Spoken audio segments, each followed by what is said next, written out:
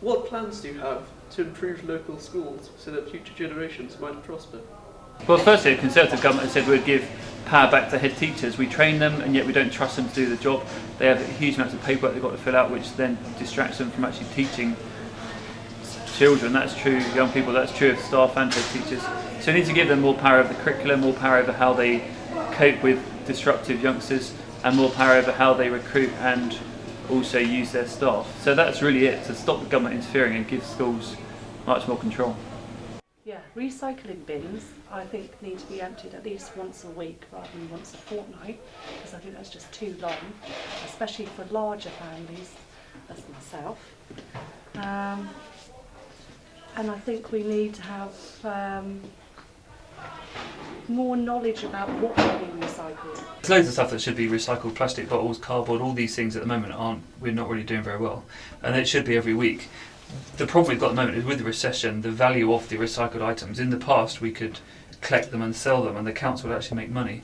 At the moment that's not happening, so it's just been stockpiled somewhere. So what we have to make sure is that as soon as the recession kind of goes, as soon as we start getting into recovery, that we're ahead of the game and that we can recycle everything possible.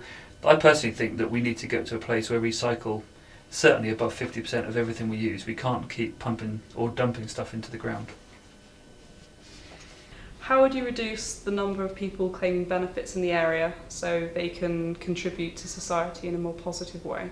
We've got to get jobs, and we've got to make those jobs accessible, so we've got to change employment laws so that employers are prepared to take risks with more people. We've also got to get businesses to want to increase their workload, and that really means we've got to change health and safety regulation, and we've got to deregulate a lot of other stuff around businesses. So we've got to take regulation away from businesses, allow them to be free to flourish, because as soon as they start working and getting full order books, then they'll take people on. Apprenticeships, we as a Conservative Party said we'll give 100,000 new apprenticeships every year.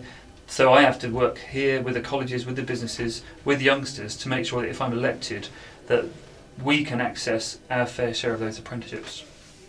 I've noticed a rise of antisocial behaviour in the area. What could you do about it? Coming across the same, there are folk that won't go out of their houses now because they feel intimidated by other groups.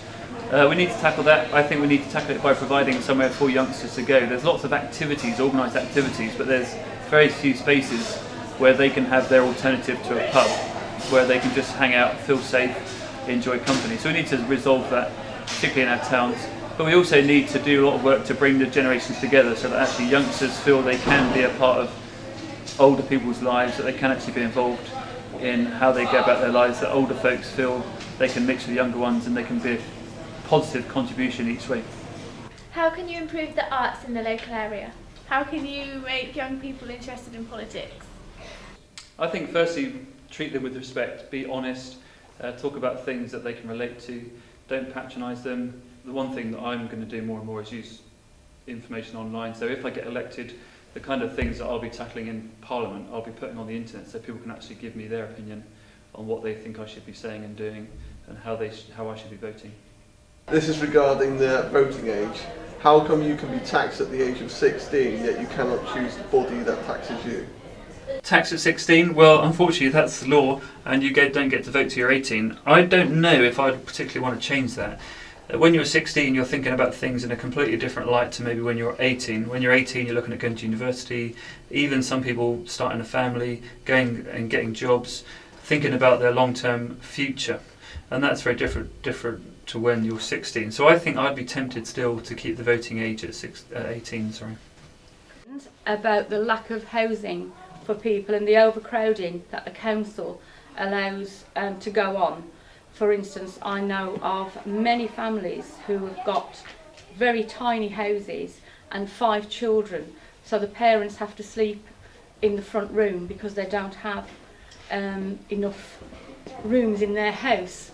Yeah, we have not enough housing, and it's easy to blame second home owners saying they've bought all the houses, but the truth is that people that need first time buyers, for example, are never going to be able to afford the houses that are along our coastline.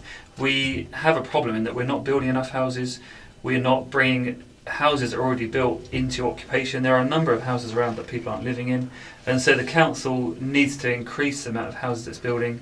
It needs to give local town and parish councils more control about where they build for their local people.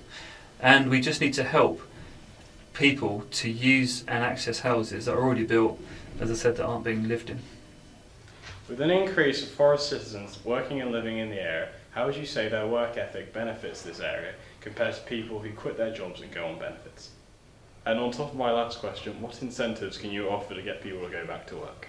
Okay, I talked to farmers locally, and they, unfortunately, some of them prefer to employ transient workers because they say they'll turn up at work 7:45, they'll finish at 5:15, as opposed to maybe local people who don't do that so much, and that's something we have to address. I do speak to employers and they are concerned about the work ethic of British people at the moment. Now, I know lots of youngsters and lots of people that work extremely hard and are proud to do so, but there is a problem with the benefit system, and that it makes it very difficult to get people out of the trap of being on benefits. It makes it very difficult for them to get to work, get a job, and still be financially solvent, if you like. So what we have to do is we have to make sure that if people that there are incentives to go into work, that the incentives are not there to stay at home. How can you improve transport in the rural area?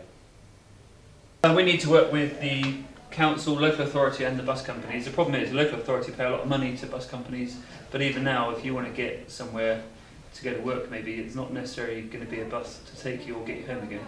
So we have to do that. The problem that I've found is that trying to complain about bus services if they're pulled quickly or if they don't turn up at all is a nightmare. Actually trying to get your feedback back to them, it's very difficult, so we have to make that easier. Certainly if I get elected, I'm going to be working with the bus companies and the council on a regular basis to try and get bus routes to meet the people's when people need it. That way we can reduce cars on the road. Are we in danger of losing our local cinemas, and what can be done to improve the cinema experience? I think we are in danger of losing the local cinemas for two reasons. One is that parking in towns are always expensive, and actually that's bad for towns per se, that we're just outpricing car parks for people, and that hinders the town. But the other problem you've got is a digital switchover for cinema. And I've spoken to Jeff Greaves, who runs all the Merlin cinemas, this part of the southwest, and he has got a massive bill just for our local cinema. It's going to cost him £250,000 to change from the traditional reel across to digital. So that is a massive challenge. I think what we have to do is just make it as easy as possible for people to enjoy the cinema experience and encourage people to use a local cinema.